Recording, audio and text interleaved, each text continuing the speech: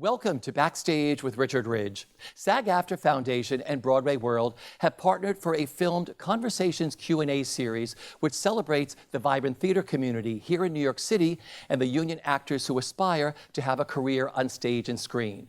This event, which is coming from the Robin Williams Center, is a career conversation with one of the most original and celebrated Emmy Award-winning comedians and performers of her generation. She is known around the world for performing her stand-up shows not only in 4 different languages, but to date in over 45 countries. She has starred on Broadway, in the West End, in countless films and television shows, and can currently be seen at the Greenwich House Theatre giving a solo tour de force performance of Charles Dickens' Great Expectations, playing 19 characters until February 11th. Please say hello to Eddie Izzard.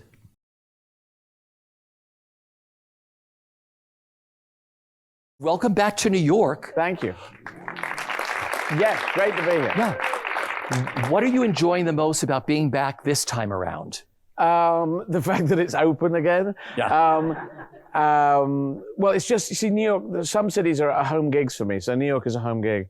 And so it's just like being back home. London's home gig, Paris, Berlin, Sydney. You know, I feel very at ease and I know the place. I remember hearing that John Lennon had moved to New York when I was younger. And I thought, oh, New York, okay. And now I totally understand it because London has this thing, big cities have this thing, but New York really has this thing, the distillation of, yeah, anyone's coming and everyone's pushing and trying this and what can we do that and what, let's go down here and let's walk over there and, oh, it's raining and now it's snowing and someone's going, get the fucking way. But that's all cool. It's kind of, where I was always trying to get to cities like New York. So, and it's in lots of films as well. So, you know, the big cities are in lots of films. You go, oh, there's that, oh, that's the thing. Oh, and I look out, because I go running down by the Hudson on the west side, and then I look out and say, look, the Statue of Liberty. It looks very small. Why is it so small? Because I'm far away, you see. And if I get close, it gets bigger. Obviously, it's bloody huge when you get down there. So I just like being around. I love that. You are sensational in Great Expectations. Oh. How did you decide on Great Expectations for your return to the theater? Long story here. Okay, here we go. Started for 10. I'm severely atypically dyslexic. I'm so like a high-functioning dyslexic. I have half the traits. Reading very slow, writing all over the place, spelling totally phonetic. But no one said this at school. And I found out when I was in my 30s, I was doing things that were dyslexic-like. And so I found out I got tested, and that was the thing they said. And so reading books not joy for me. It just takes forever. It's a slow thing. And it just, some people say, I don't know, some people here could say, I read a book last night. Well, I can't do that. I could possibly if it was a fantastic thing and not very big. But anyway, great difficulty at that. And I realized I'd never read a work of literature.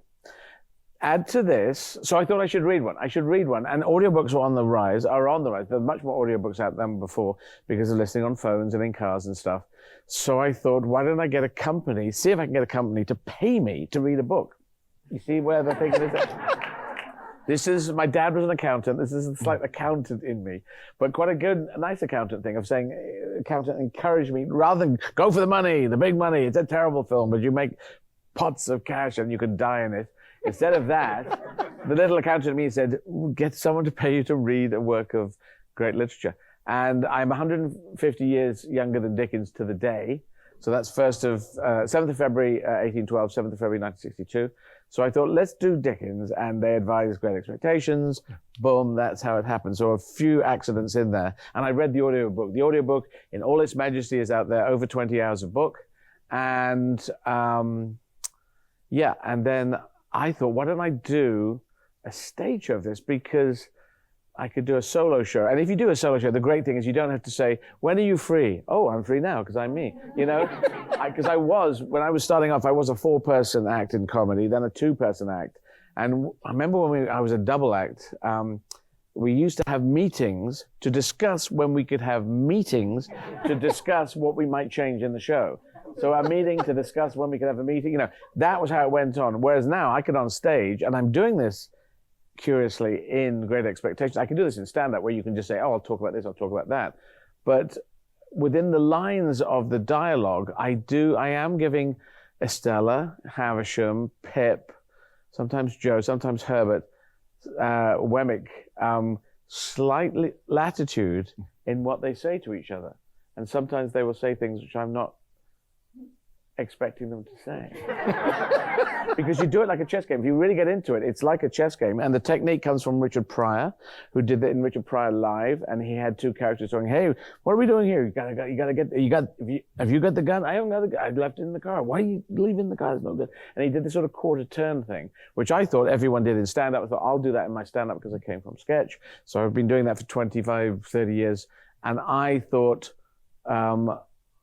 everyone else was doing it, but on analysis, not everyone else is doing it. Like Robin Williams, your whole centre is named after.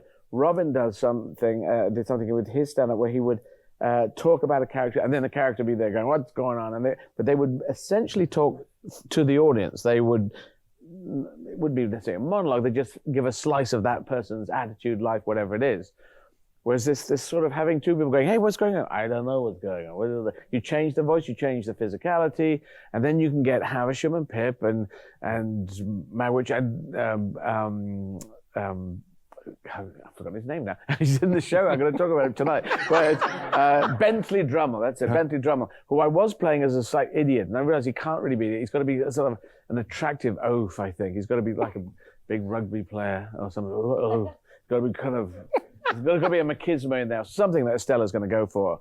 So anyway, I've given them license to say different things, which my director's coming back to see the show, and I think she's going to go, "Whoa, what are you doing?"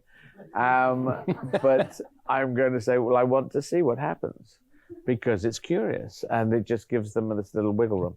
So what question was I answering? All that. That's obviously the answer to that question, but yes. And you got your brother involved too. Well, my brother wrote a book when he was younger, then he didn't write after that, and I've always thought he's probably more naturally talented than me. And I said to him, because he does all the translations to the French, German, and Spanish shows, to le spectacle français, à l'Estaf Deutsch, and todo en español. And I thought, why don't we, because I feel there's a number of stories in me, to pull them out of me just takes a long time. So I need to become, Dickens, I think, wrote at speed and chucked things down. And I need to get these stories out of me. And I said, why don't we do this together? We'll do an adaptation together. And he said, okay. And then he said, I've done part one. They're in 3 parts. So he said, I've just done it. I went, I was touring America. where was I? So on the west of America. And so I said, okay. Do you want to do part 2? And he said, I'll do part 2. And he did part 2 very quickly. And then part 3 took some more time because it was tying up bits. But my brother, Mark, my older brother, he has cut down, it's over 20 hours a book and it's a 2-hour adaptation. So that's 90% that you have to lose. But the critics seem to have liked what he have done. And it's trying to get the essence of the show without everyone having to sit there for 20 hours, which would be a tough gig. Do you have a favorite character in the show that you play, and which ones do you relate to the most? Well, I can relate to Pip, even though I've never been given a bundle of money, but I have earned more money as going through my life. But I can understand that quest for self-improvement, for moving forwards to getting into a better space. I like playing Estella because part of me as a trans kid, I grew up wanting to be a young girl, but also wanting to be a young boy. It's kind of weird. I am gender fluid. I seem to have both genetics. And I think anyone who's got a brain now is accepting we're all somewhere on this spectrum, and we've got little sides of one and sides of the other. The chromosomes are already XX and XY, so that was already mixed to start off with, which was kind of obvious and right there. But we just spent thousands of years murdering each other over, no, it's not. Well, they didn't even know that. Yes, it is. So anyway, we're all somewhere on the spectrum, so everyone chill out about it, and a lot of people are chilling out. Some people aren't, but they're smelly people. And as we know, and to play Estella, to play a beautiful young girl who's also kind of a pain in the ass is interesting. I hopefully wouldn't have been a pain in the ass if I'd been a beautiful young girl, but it is interesting. But I can inhabit her and then Havisham and what she's had, and just this quest for I've got to train up first of all Pip as a sort of dummy punching bag for for Estella, and then I've got to just release Estella onto the world to destroy everything. And she forgot that, you know, Estella's going to have her own feelings on this, which is what happens in the end. And yeah, so I think those characters, Magwitch, I think I can, you know, I think that's what you've got to do as an actor. You've got to find that part of Magwitch that's in you, that part of Miss Havisham that's in you, of Pip, of Herbert. And so I look for I just enjoy being those characters for a short while. So yeah, I do like playing most of them. Is there anyone I don't like playing? Bentley Drummle. No, I could get into playing Bentley Drummle. Even, you know, even complete pains in the asses, you know, I'm happy to do that. It's intriguing because, you know, you're not living that life. You just, the more you can be inside it, the more you can bring the audience with you. And I'm encouraging the audience. I don't know if anyone's seen the show, but yep. There's a thing that I'm doing accidentally. I didn't know I was doing this, but because I do these turns, and I always have Miss Havisham's on stage, right? That's when we go to a house, it's always there. Fireplace is there. Mr. Jaggers' office is always over there.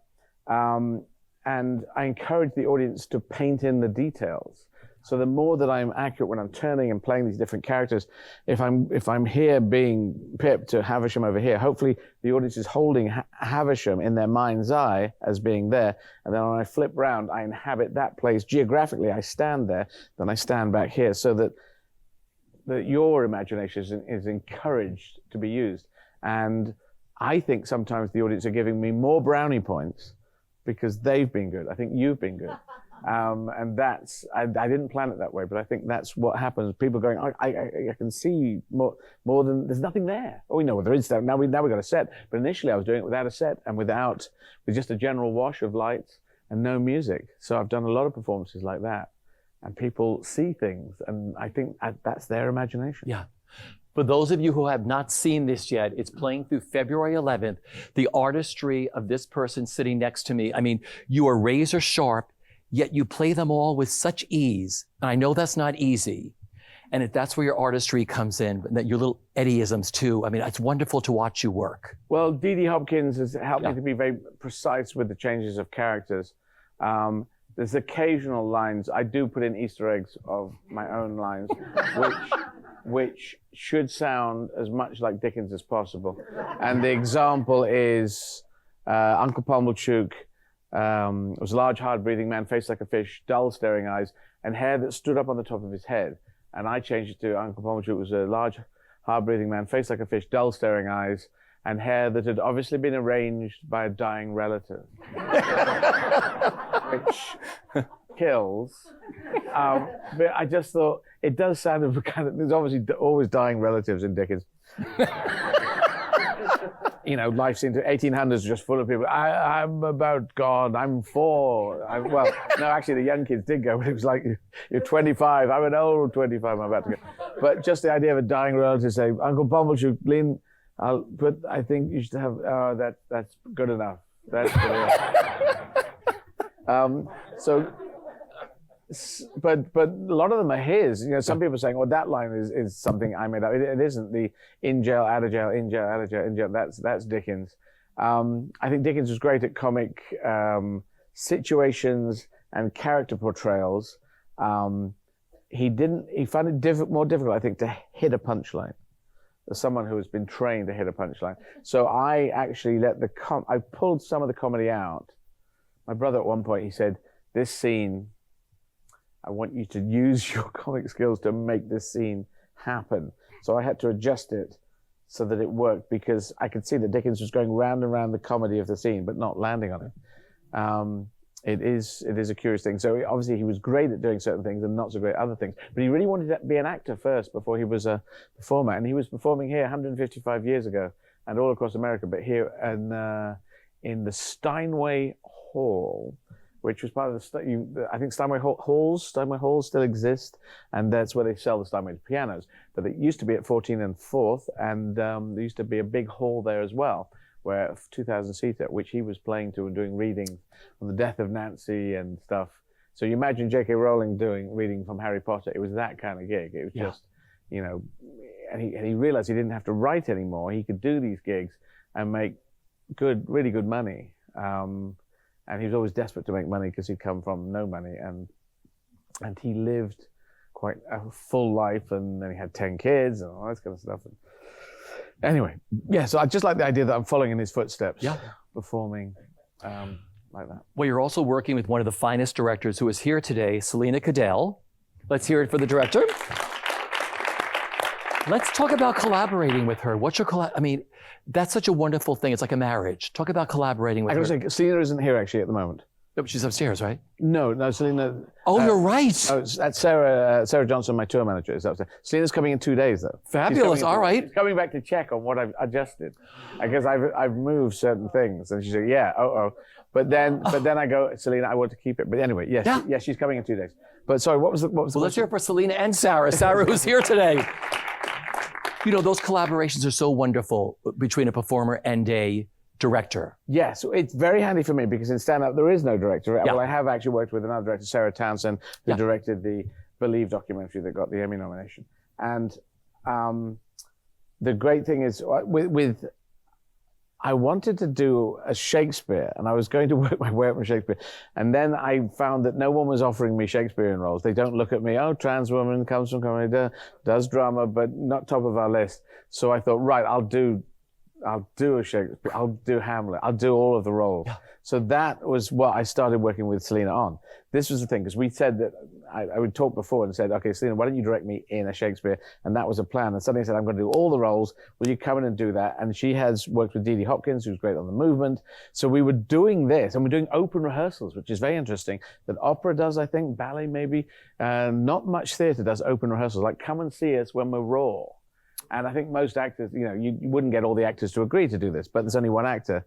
And I said, let's do it. So they came, we had them in Riverside Studios in Hammersmith in London. And it had when we put out the tweet saying I'm going to do this, it had 280,000 people interacting with the tweet, which is more than I normally get. It was just a huge amount, 250,000 people just went, oh, Hamlet. Probably some of them thinking this is going to be a car crash. But then a number of them came. We gave 10 quid tickets, which I don't know, it's $13 or something. So not expensive tickets. Come along and see me in a rehearsal room, bad lighting, strip lighting, and just the words and me, and playing 5, 6, 7, 8 characters. And my agent liked it. This is why I know we're on the right track, because my agent is she loves the theater, Nikki Van Gelder, and she won't say what she doesn't feel. So if it's not kind of working, she would just say, well, well done, and you've done good work there. But she'll choose her words carefully. But she was really, I think she was thrown that or impressed. Wasn't expecting to find it so interesting, because it's just the words. There's nothing else, and if you can get it right, if you can be really inside it, that's intriguing. So that's what I started with Selena with, and I said, Selena, can you come and help me on the Dickens, because I want to do the Dickens first, and I was already up and previewing it. And so she said yes. So we've had this, and then we're going to hopefully have the Hamlet soon back here in New York. Yeah. Very exciting.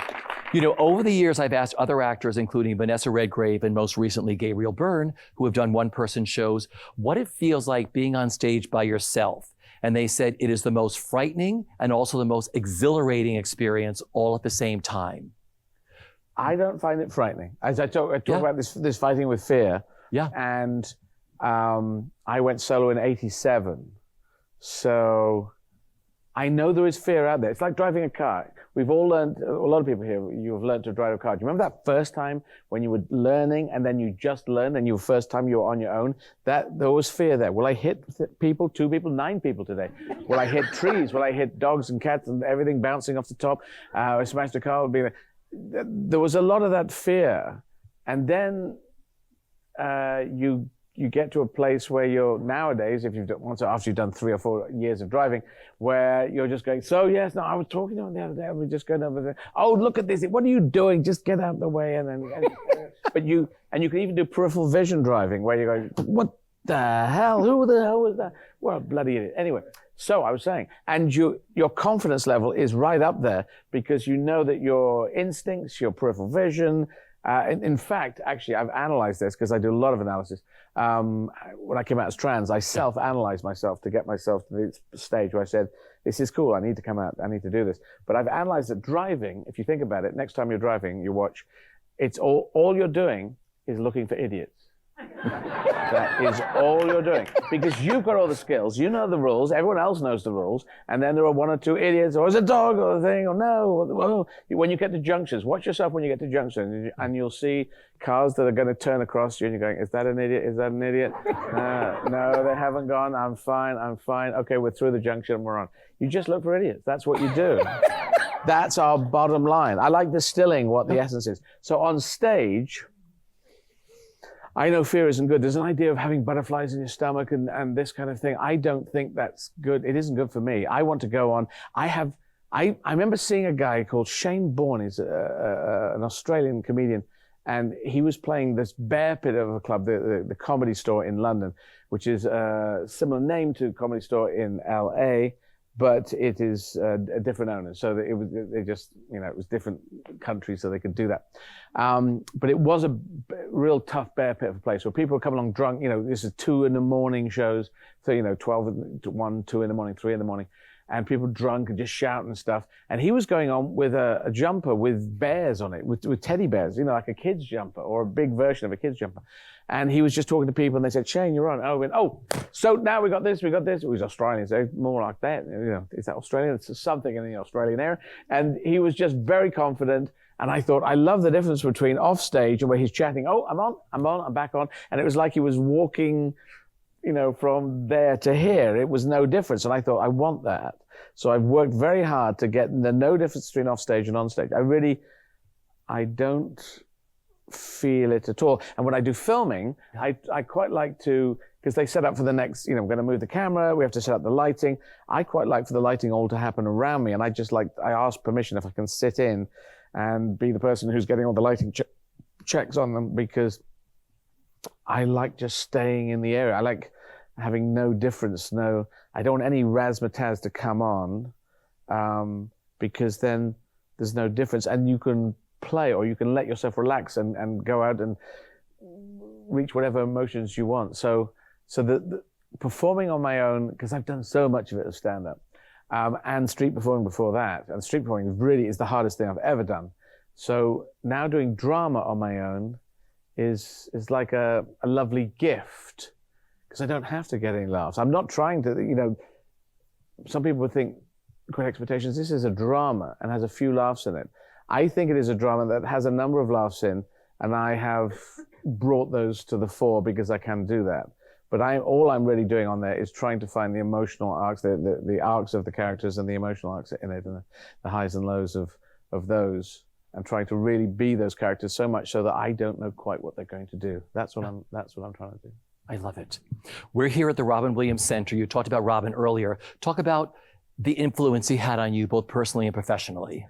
Well, Robin's stand-up, I missed the early part of Robin, which you guys in America would know, and the Mork and Mindy, early stand-up, probably going to John Carson. We weren't getting any coverage of that in Britain. So I missed it. I remember going, because Monty Python are my comedy gods. And so I met Robin. Yes, thank you, one person. They are brilliant, but they know they're all up on Mount Olympus, and unfortunately some of them have passed, but they're on the Mount Olympus of comedy gods. And I was doing a stand-up workshop in the winter of 87 going into 88 in London, in Highgate, and in North London.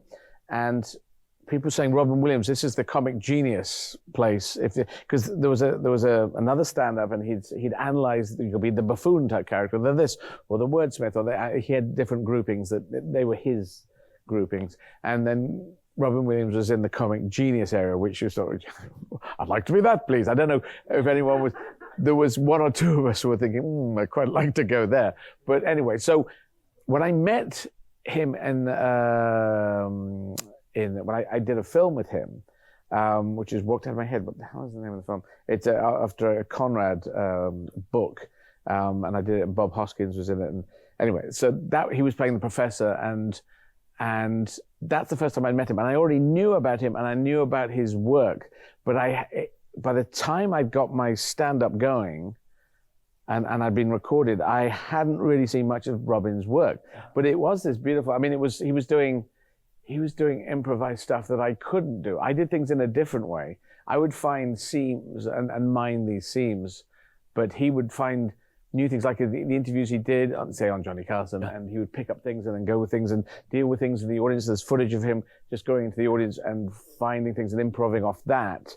And I did group improv, but I'd never done that kind of improv. And I'd actually sort of chosen not to do that, doing things with the audience. There's a technique you can do in stand-up where you go, hey, where are you from? Where are you from? And then they say this, and then you find some comedy out there. And I think I noticed that reviewers mark it down as found comedy as opposed to self-generated comedy. They say the comedy was out there and this other person gave it to you. So I've never wanted to play with the audience in that way. I just wanted to play in my mind and see if I could come up with some crazy stories, images which put together, which were wonderful. So I loved meeting him, getting to know him. And I think his work, and also his dramatic work as well, what he was doing is what I am trying to do. I have been trying to do, doing more and more great dramatic work, more and more stand-up. Well, the different languages thing is that's just my thing that I think is good for the world to reach out and make connections. And so the French kids go, hey, let's try it in English. French kids are now doing, you will not know this, but French kids are doing it in English, Russian kids are doing it in English, German kids, Spanish, the Scandinavians. It's all moving. It's all becoming much more fluid than it ever was before. And that didn't really happen before. And now it does. People tour. English language is a language you can tour all around the world in. And so everyone's using it. And it's not because of anything except for Hollywood and rock and roll, I estimate. Because Hollywood has a reach, rock and roll has this reach. The English language can be used as a business language. It's used as the pilot's language. You may not know that. If you're a French pilot, you have to learn English to use air traffic control, for international air traffic control. Yeah, if you're flying in France, you could use French. But if you go to another country, it'll all be English. So they not only have to learn to fly the plane, but talking to air traffic control is really tricky. And after doing it in the second language, like crazy. But anyway, that's the English language. But Robin's stuff, he just did this fantastic stuff. And I was really thrown, you know, as everyone was when he passed. And that was just really rough. But he left great work. And his stand-up was kind of there. And I was told, it's a beacon, it's out there. You've got, you know, people can try and get to that point. And I did a gig with him. I did one gig with him. And I said this thing. I'd heard about Hendrix and The Who arguing who's going to go on last. And I said, well, who's going to go on last? And I think I said, I'll go on last. I wanted to try it, and I failed. He sort of blew it away. And I thought, right, I just got to go on and blow it away as well. But I didn't blow much blow. So I sort of half blew it. And I thought, okay, that wasn't a good idea. But you had to try. Yes, it's ambition, but ambition can be a good thing. Yeah. Nelson Mandela, good ambition. Lincoln, good ambition. Trump, bad ambition.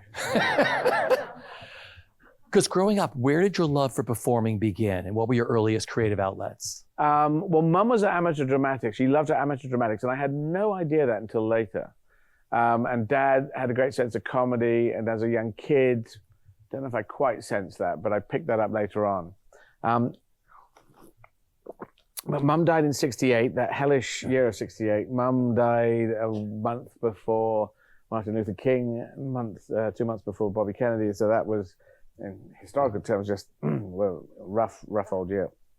But then we started going to boarding school because Mum and Dad had decided maybe that's the way forward. Not that, I suppose, the kids who go to boarding school in your country, in America, in Britain, maybe around the world, it usually come from a certain political voting attitude, from a certain money background because the fees are so heavy. But Dad, well, my one granddad was a bus driver, the other granddad was a cow herder. So, and Mum was a nurse, and Dad was an accountant who worked his way up in the company that he worked at. So we didn't come from that background, but Mum and Dad decided that's the only way to keep the family going. Dad, you carry on, you know, Harold carried on working in his career, because he had a career, first person in either family that ever had a career. And we went to boarding school from, I was age at 6, Mark was about 7, going on 8, and I sort of clung on to him, and that was just really rough. But 2 years after that, January of 1970, I saw a play in Eastbourne, which is where Dad was born, in the south coast of England, near Hastings, Battle of Hastings, you might have heard of. Brighton, you might have heard of that, right down the south coast. And I saw this play, Boy with a Cart by Christopher Fry. And one kid on stage was getting a huge reaction. The audience was loving it. I remember going, oh, what is this noise? I don't think had I seen this show? I don't know. I hadn't heard such concerted noise going with it. And I thought, this, I need to be this kid, because I think it was a substitution of love, of my mother's love, a nurse, a very loving mother. Boom, she's suddenly gone from our lives. But this audience, maybe I can go and get love from an audience. And I think that was my desperation to be a performer. And I don't think I had it in me particularly. Mum loved to sing, and she loved to do sketches and stuff and light comedy. I don't know if it wasn't there grabbably in it. You know, some kids, everyone knew kids at school who had a certain something, but not all those kids go on to do it in the long term. And I had them all. I know Dustin Hoffman struggled a long time, and Gene Hackman. And I'm one of those people. That doesn't work. I'll keep coming back. That doesn't work. Well, what about this? Nah, I don't like that. Okay. And over 10 years, 15, 20 years, I'm finding, okay. And now these reviews, I'm going, that's what I was aiming for back when I was 7. Yeah. I don't mind how long it takes to get there. Like a fine wine, you see. This is the fine wine approach to careers. And I saw this at age 7, and it hasn't moved from that. There's only one thing that adjusted that desire to perform, was realizing that films had people in them, and those were real people, and that they had applied to be in those films and auditioned and stuff. And so, I could be in films. I loved films. I caught my imagination. I loved them on television. I started watching films and copying down the credits at the end to try and find how to get in, and a lot of people who get into the creative area, that they have no one in their family who is anything linked to this, and their parents are going, well, I don't know if this is a good idea, because I've heard of people struggling for many years and never getting anywhere, and that is true. But I was dead set. I absolutely knew it, and I wasn't going to move it. And I broke into Pinewood Studios when I was 15. That's our equivalent of a Paramount or a 20th Century Fox Studios, and I just wandered up there and said, can I come in? And they said, hang off, kid. And I've come, don't care. I'm going to be an actor. What have you been in? Well, nothing. At school? You must have been in something at school. No, not really, but I'm going to be, when I'm 60, I'll get really good reviews for it. It'll be a one-woman show, but you're a boy. It's complicated. Future will come, mate, and then you will have chagrin. That guy's there. No. But Jerry Weintraub, when I did Oceans 12 and 13 with Jerry, and before I did The British Avengers with Ray Fiennes and Uma Thurman, and I think I got the role because they took me out to with Jeremiah Chechnik, the director, and said, okay. Should we give you the role as Sean Connery's chief henchman? and I think I told him that story, and I think that's probably why Jerry gave me the role. But he very nicely phoned ahead to that very same gabled entrance, which is now closed off and they don't use it anymore. And they phoned obviously he must have phoned ahead to one of the gatekeepers, who was just some bloke, what? Oh, Mr. Weintraub, yeah, what? And he obviously said, can you, there's a guy coming along, there's Mr. Izzard, going to be in the car, and if you could just say, Mr. Izzard, welcome to Pinewood, something like that. He obviously said, Mr. Izzard, welcome to Pinewood, and he thought that'd be a nice thing, and it was a beautiful thing. But so I felt he must have said that, because when we got there, the window went down, and we stopped, and they went, oh, Mr. Warren, yeah, Mr. Warren, in you go. We got Eddie Izzard here. Yeah, whoever you want, mate, in you go, doesn't matter. No, I think you have a message. No message. Yes, you have a message. Oh, yeah, Harry, what was that? You've got your mother's on the line. No, I don't. Something. Oh, yes, you've got go in. Go in. You're allowed to, it was some garbled thing. And I think we drove off as the window, and all, it's okay. No, I think we ballsed that up, Harry. Yeah, that's what happened at the gate. But I ran past them, that Pinewood Studios, many years later. I was running my multiple marathons, and I was doing 5 practice marathons in 5 days, like you do. And I realized I was going to stay at a friend's house because I thought, okay, it's in that direction, so I'll stay with my friend. And so I was running along. I thought, I'm going to go past Pinewood Studios. Let's try and break in again. So I went along and I said, can I come in? And there's guys on security, because I'm known in a kind of more cultish way, to an extent mainstream, but not like a Hugh Jackman kind of mainstream, but it's kind of like, oh, don't, you know, cool people know me, so you're all cool. And the more mainstream people who are sometimes not so cool, they go, Eddie Izzard, is that the toilet cleaner? What is that? Is that kind of asbestos sheeting? I don't know, some, and so. But anyway, the security people there, they were very nice, but I think they were going, oh, yeah, aren't you? I recognize your face. I wasn't top of their, you know, they weren't watching comedies or whatever it was, or Victoria and Abdul. And, but they thought, I think you can come in, but I don't know. Yeah, is there? All right. Well, Kevin, we've got to talk to Kevin. So they had to talk to a guy called Kevin, but he was in a meeting. He's in a meeting, so, okay, I'll wait. Oh, all right, you know.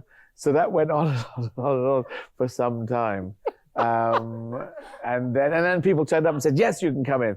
But as I was waiting, Stanley Tucci turned up, which was a wonderful thing. And I realized that, you know, I thought, I knew you, Stanley, because we'd met before. And he was there with his daughter, and then he was showing his daughter the makeup departments there, because he's now based in London. And I realized when I first met Stanley was when I was Tony nominated for Day of the Death of Joe Egg. And I won everything except the Tony. So out of Critics Circle and the Drama Desk and the Broadway.com and everything. And Brian Dennehy won the Tony. And he came and saw it and said, you're going to win this. And my agent in London said, apparently you're going to win this. And so apparently I was going to win everything. I was going, I'm quite happy to win everything, thank you. And then I didn't win. And Brian Dennehy got the Tony. So I'm sitting in the front row. It's, I think, the second to last or the last award up. You know, on the Tonys, is it the last one? Like the third, yes, right before Best Play and Best Musical. Yes, is your award. Yeah, so it's right towards the end. So then Brian went off and to do press and stuff you have to do. And at the end, I got up, and Stanley Tucci got up, who was also nominated for Best Actor, and Philip Seymour Hoffman. And I realized I'm not there doing that, but I'm here with this group, who are also nominated but didn't. I thought, this is a pretty good group to be in. I thought, this experience is just for this moment here. That's from the kid who's been watching plays when I was 7 and saying, can I do that, please? I thought that was very good. So I thought I had to say something. And I said, everyone, you know, all of us probably wanted to win it. And then I looked at them and I said, I thought we'd get one each. Can we get one each? I thought that was a nice thing to say. And yeah, that was my moment. Unfortunately, Philip's now not with us anymore, but I see Stanley in different. He's just such a great. They're both such great actors. So, well, let's talk about Joe Egg for a second. Back to that, you made your Broadway debut opposite Victoria Hamilton in Peter Nichols' A Day in the Death of Joe Egg. Let's hear it for that. Thank you. How magical was your debut? You and I spoke during that time period. Yeah, it was wonderful because I'd done it in London. Yeah, and I'd got it up to a certain speed. There's. It's the drama of that which I love doing. The comedy, there's 3 comedy sketch scenes at the front of it, if you don't know, or if you do know the play, where we explain what has happened to our daughter who is mentally and physically disabled. And I got it right in New York, much better than I got it in London, because in London, I think it was my fault. I was encouraging Vic, or I was ad-libbing a lot because I could. And I was ad-libbing more like myself than the character of Brian Sheila. So we had to ad-lib as Brian Sheila rather than as Eddie and Vic. And that was the thing that we made sure we did on Broadway. And so, yeah, people seem to love it. You were superb in that. Thank you. Really, really superb. Thank you. Now, Alan Rickman has played a big part in my beginning. Because I was, how did it work? I got a separate agent. I have separate agents in comedy and drama, which I don't know if anyone else has. I wanted to be this actor when I was a kid at 7, and then we got to puberty, and I fancied girls. I fancy women. I fancied girls when I was a kid, and I hadn't told anyone I was trans, so I just looked like a boy who fancied girls. But I didn't feel I could act the love interest, the hero. It just didn't sit well with me. I didn't feel sexual confidence. If you look like a strapping boy and great at sports and stuff, and I played soccer, football, and they didn't play at the school I went to, so all my sporting prowess had just gone out the window, and I was just some kid. And I thought, well, I can do the comedy versions of this. Let's just dump the drama and I'll do comedy. So I concentrated on comedy all the way up, but it took forever to take off. I dropped out of uni at 19. It took off when I was about 30. So 11 years of waiting to take off, I suddenly had this radical idea of, okay, I'm going to get a separate agent in drama, and I'm going to have a separate agent in comedy, and I'm going to push in two different places for dramatic acting roles and doing comedy. Why am I saying this? What was remind me of the question? Alan Rickman. Oh, Alan Rickman, yes. So I've been doing a lot of comedy, and I got my agent. I think I'd gone and done some interviews with certain agents, and Nikki Van Gelder said, yes, okay, well, let's try it, and she gave me the chance to try it, and I'm still with her. And I was at a benefit show with Alan Rickman, and he knew the person who was arranging it, Ruby Wax, and afterwards I was walking away from the Palladium in London. I had now sort of arrived as a stand-up. I'd come out and done my own piece. That was fun to be in that kind of thing after struggling for many, many years.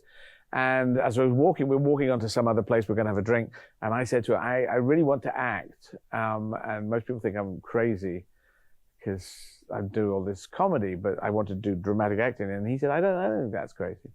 I went, oh, well, you're one of the first people to say that. And then, so we chatted about that, and then we stopped chatting about it. Then we just had drinks and carried on. And then Lindsay Duncan had already been signed up to do Cryptogram, David Mamet's Cryptogram. And some people were saying, Alan Rickman, you'd done Les Liaisons Dangereuses with Lindsay before. Would you like to do a pairing again? He didn't feel it was quite right for him. That role wasn't, I don't think that role was right for him at that point. And, but he put my name he threw my name into the ring. And so they got in touch, and I was cast. So that's how and that was the first professional play I did, first professional acting I did, and that was on at the West End in the Cryptogram. We have a few minutes left, so there are a few audience questions that are really fascinating. This from Sebastian. Any advice for someone who is transgender and starting to transition? Any advice on how to get my father more accepting so that he isn't embarrassed by my transition? Beautiful question, Sebastian. It's a big question. Yeah, I don't know how to, my mom had died when I was very young.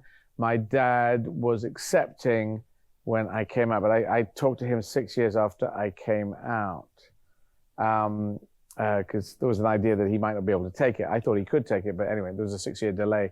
And he said he was cool, and Mum would have been cool if she'd been still alive, which was a really nice thing for him to say. I'm not sure what you can do how you can change parents' minds. I think you just have to live your life and try and do as positive and as useful things you can do in life. And then by them seeing that, they might hopefully slowly come around. Some people won't, some people will, but I'm afraid I don't really have a magic pill. I do know to say, live your own authentic life. I mean, I came out in 1985, so it's so long ago, but it was tough. It wasn't tough for my dad, because I didn't tell him for 6 years, but it was, some people in the streets were very rough, people hurling abuse. I just decided that it was my fight, and I would fight it, and I would make space for myself.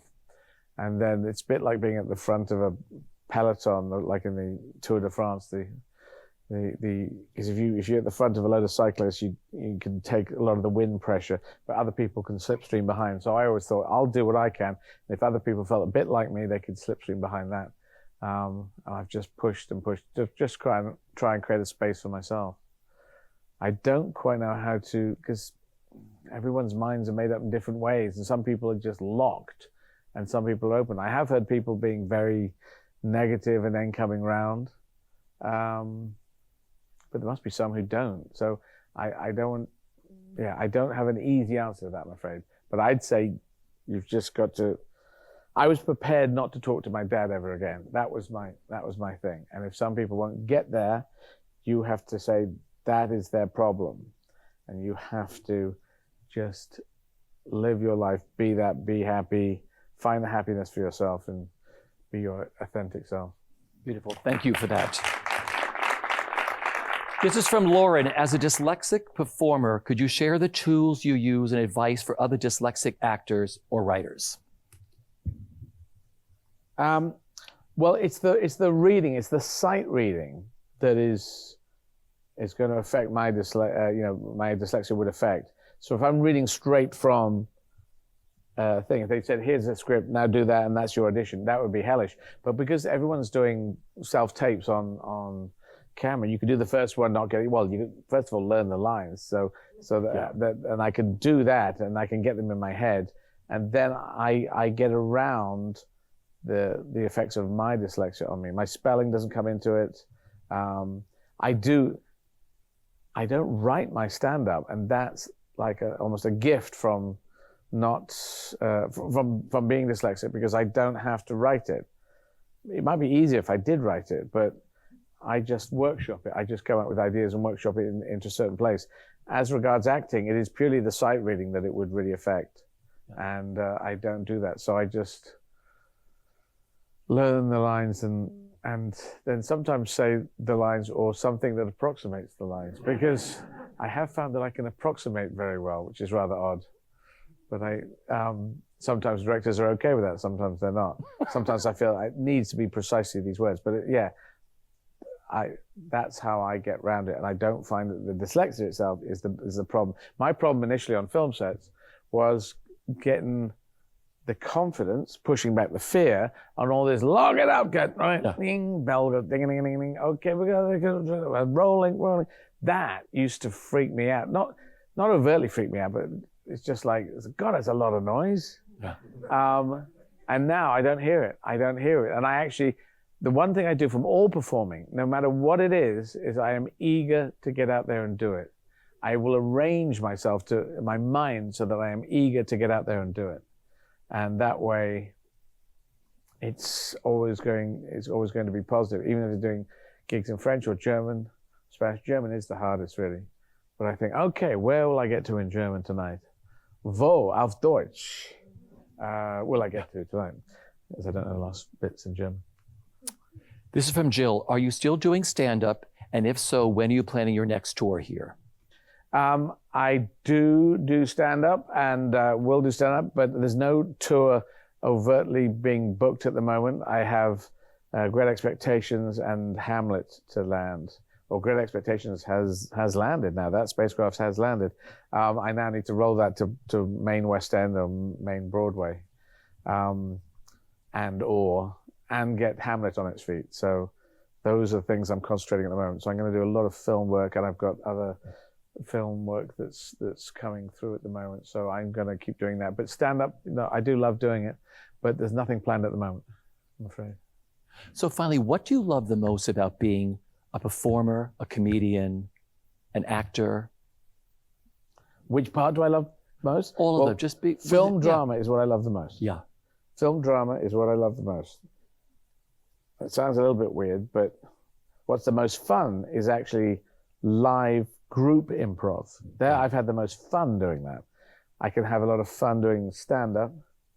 I really love doing what I'm doing at the moment because I think it's going, what I love doing actually, what I really love doing above all in all of them is going off-piste really. Because if off-piste in skiing or snowboarding is when you go off the arranged routes and you go, oh, let's just go over there. That's intriguing for people who do that. And for me, to do gigs in French, that wasn't on the list. There was no list that said, and now you must do it in French. And then you do it in German, and then you do it in Spanish, and then hopefully Russian and Arabic as well. That just not on the list. I love going off the list.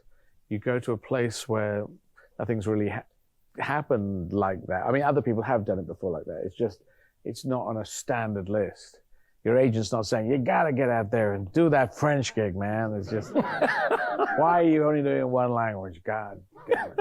That's not really happening. And so what we're doing now with Great Expectations, be very interested to see Selena when she does come in 2 days' time, what she thinks of what I'm doing. Because last night,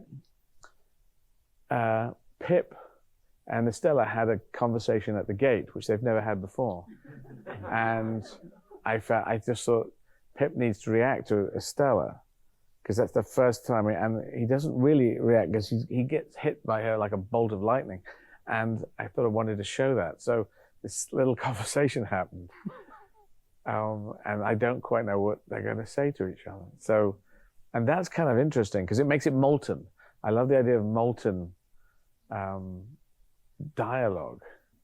It's not that it comes right off the rails and that you're making whole scenes up and go, but just that they can augment things. It makes it very live. So that's what I like. And hopefully people feel that when they're watching.